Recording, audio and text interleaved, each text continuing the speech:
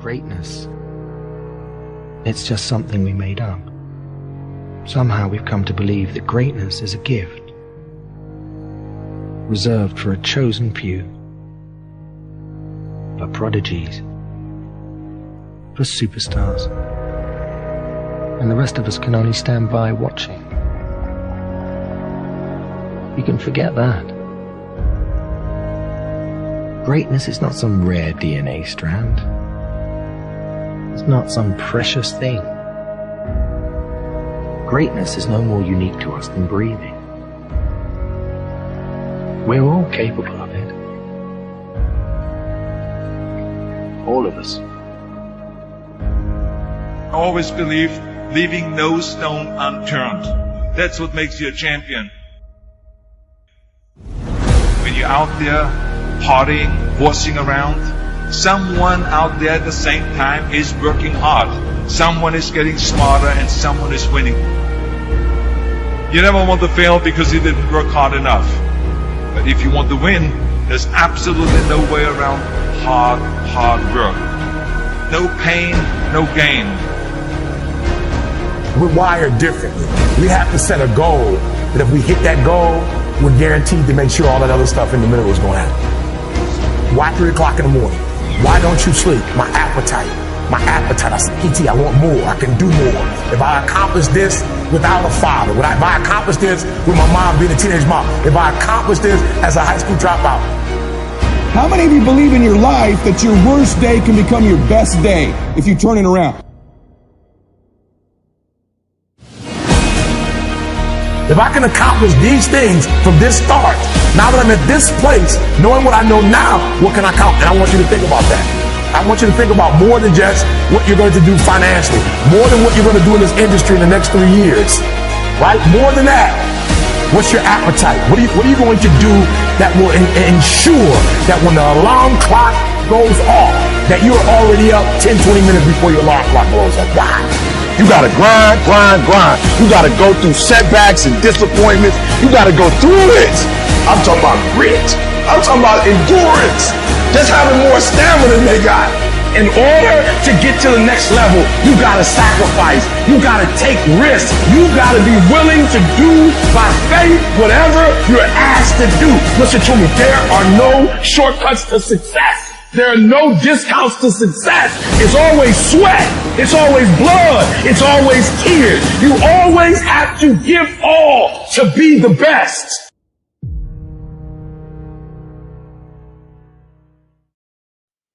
And I think it's important to remember, we talk about content is king. We hear that a lot. And I think if content is king, then context is the kingdom.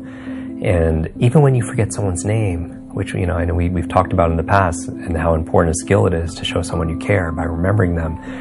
One of the questions you ask yourself is, where do I know this person from? Because with the where creates the context, and then often the memory is there also as well. Yeah, it's interesting. Now, I want to talk a bit more about that because, you know, as our devices get smarter and they become more of who we are, that whole thing of why do we need memory is something I'd really like to revisit today, because, you know, 5 years, 10 years from now, we'll still have, you know, we'll be partial cyborgs maybe at that point to speak to Elon Musk, but yet the memory is still really important. Yes. And I'd love to talk about that a little bit. I've done, and I'm looking forward to going deep in that. I do trainings for Google, and it's, you know, they're organizing the world's information. And my mission really is helping people to remember the important parts of it, because memory is a force multiplier. It's one of those things. I challenge anyone to think of anything that they do or want to accomplish that doesn't require memory. Anything, whether it's kinesthetic body memory or remembering, like if we lost, look at the other end, if we forgot half of what we know or knew, half the words, half the people, half of our expertise, we wouldn't be very functional. Yeah. And so imagine if we could double our capacity to learn in a fraction of the time, then we become extremely productive and powerful. And I'm not talking about frantic fast. When I teach people how to read 2 or 3 times faster, I mean in efficiency and effectiveness. You know, you can imagine when you were, great documentary, by the way, Iron Mind, when you're training for something, your body, if you had some kind of physical challenge or let's say we're walking up a hill, you could do it at a level of efficiency and effectiveness than somebody who wasn't in as physically in shape, because you're strong and you don't have to use as much energy. The same thing when I read, whether it's reading a book a day or people see me on stage, 100 people stand up and introduce themselves and recite everyone's name or numbers or remember words. Numbers, they say. Everyone can do that. And it's not something. There's no such thing as a good or bad memory. There's a trained memory and an untrained memory. And this works whether, no matter your age, your background, your career, your education, your financial situation, your gender, your history, your IQ. None of that matters. What matters is, just like with anything, is focus and putting in the work. And so it might not always be easy, but it's so worth it. It's like describing to somebody what a rainbow looks like that has never seen a rainbow, or describing what a rose smells like. Who's never smelled a rose. And that's I believe people. My mission is I believe people have genius inside of them.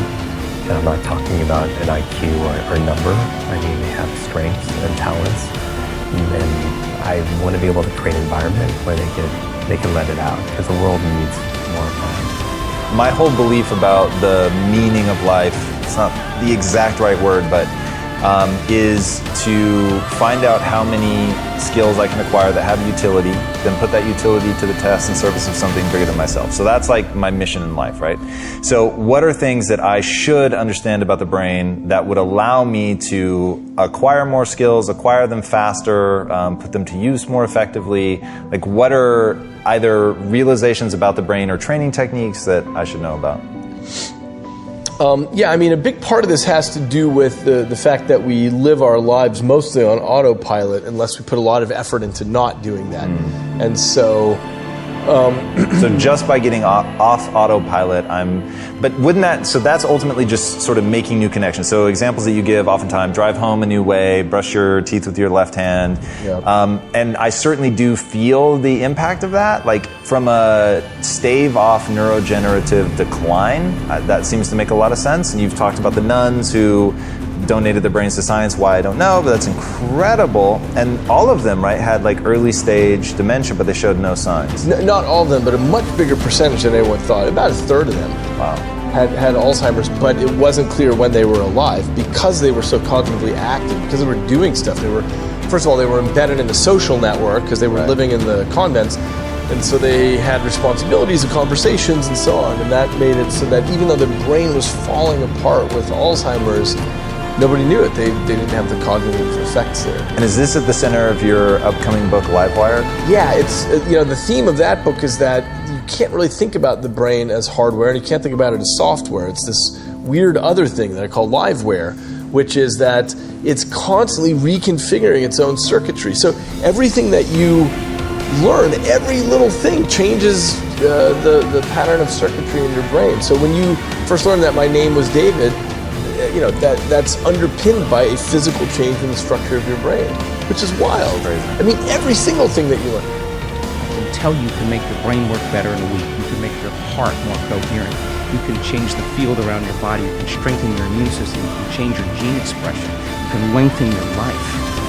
You can create so many oxidative changes in your cells. We have great research to prove that. It's the truth of who you are. That's the truth, that miracle within you. That evidence is the backbone that gives people permission to try it out. It's the language.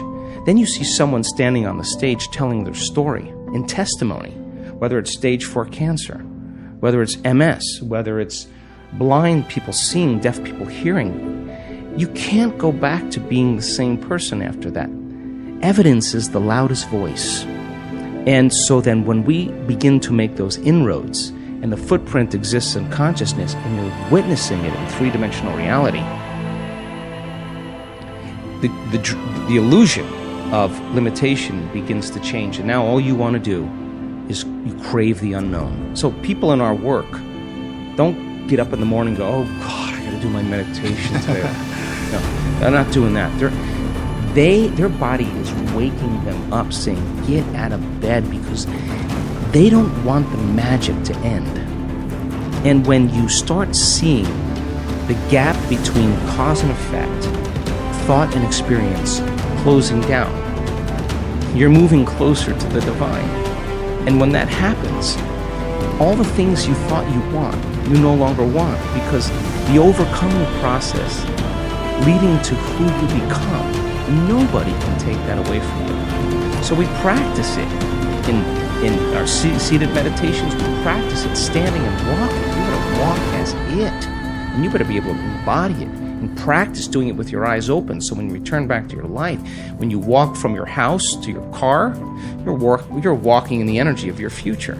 And if you keep doing that, it's going to become a habit. And people are going to start looking at you going, something's different about you. You know why? Because you're no longer showing up equal to the memory of you. Something's different about you. You're unpredictable. It's not what you're saying any longer. It's who you are. And so that person then is off their timeline. They're not headed for that same future. And all I want to do in a week-long event is bump everybody off that timeline into a new future. Some people, huge degrees. Stage 4 cancers, tumors disappearing.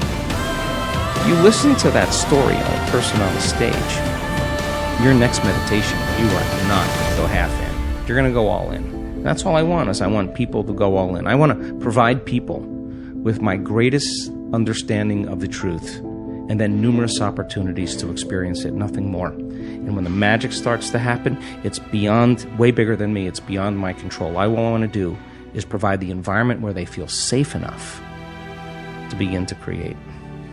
When there's no safety net, people perform better in sports and everything else if you don't have a plan B.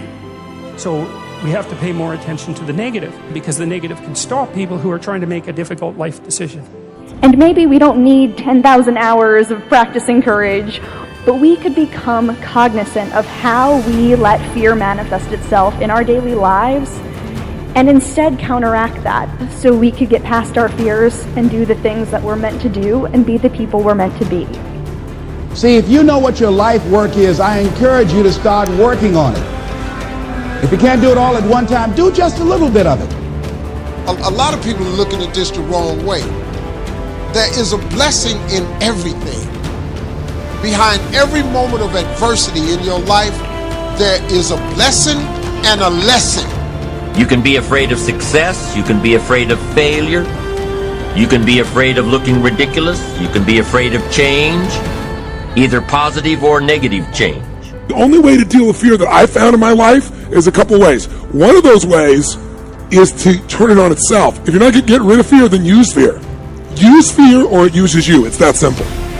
And there was something that had been on my heart, and something that I had been thinking about, but had long let fear get in the way of. And in doing so, I realized that I had come into a whole new world. I had come up with my plan for how I was going to change the world. About the things that you do that you shouldn't do, that you know you shouldn't do beyond a shadow of a doubt, right? There's some things like that. That's bad habits and poor aim and all of the resentment and hatred and aggression and unresolved conflicts and all those things that are dementing you and warping you, and then think, okay, those things get the upper hand, man. They get the upper hand, and they take you the worst possible place you could go. You don't magnify the degree to which the pain ought to be affecting you. And so really what he means in that is, listen, you're going to get out of your life what you'll accept. And that's really difficult for people, I think, to understand is, look, what you think you're worth and what you're going to tolerate is absolutely what you're going to bring into your life and what the outward part of your life is going to look like. So I'm saying that as you begin to look at where you want to go, if you want to make it today, and things are changing so fast you have to literally run to stand still, I'm saying that you've got to make some conscious effort to begin to work to develop you. Where I was going to be doing a lot of things that scared me all the time, and it's something that over the past year and a half of my life I have been so grateful for, especially because I've been able to live my mantra. I've been designing and redesigning and redesigning and redesigning, right? And looking at the blueprint called me, and what works and what doesn't work, and embracing what works and embracing what didn't work.